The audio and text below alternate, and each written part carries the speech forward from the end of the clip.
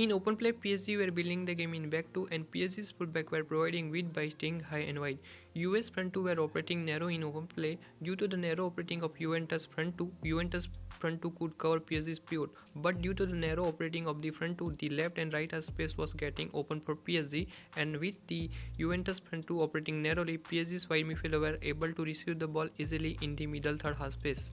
In open play, Juventus were defending in the mid block, so PSG had space in the wide zone. Due to Juventus being in the mid block in open play, PSG centre backs were unable to penetrate Juventus midfield, and the centre forward of PSG were unable to receive the ball centrally. So PSG's right centre forward was drifting wide to receive the ball, while PSG's right centre forward was receiving the ball in the wide zone. Juventus wide midfielder was shadow covering PSG's left centre forward, and Juventus centre forward was shadow covering PSG's pivot.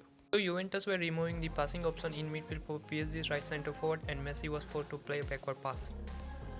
And on the other hand, Juventus defensive line was drifting wide when the ball was on the right hand side, so PSG's fullback was 2v1 against Juventus wingback and right back.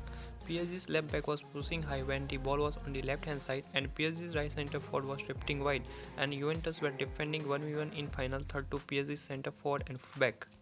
So PSG's left centre forward and fullback were 1v1 isolated, and PSG's wide players had only two passing options available, and when Mbappe was trying to link up play with Messi, Messi was isolated from the central players of Juventus, and Messi was getting this possession in final third.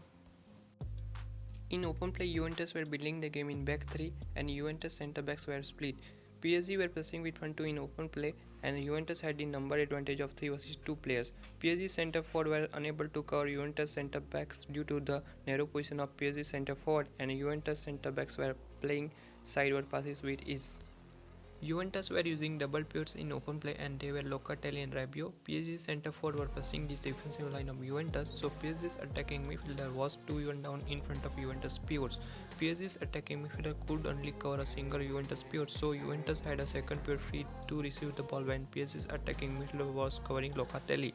Now Juventus' second pivot was free, so while Juventus' second pivot was receiving the ball, PSG's right centre forward was being forced to cover Juventus' second pivot.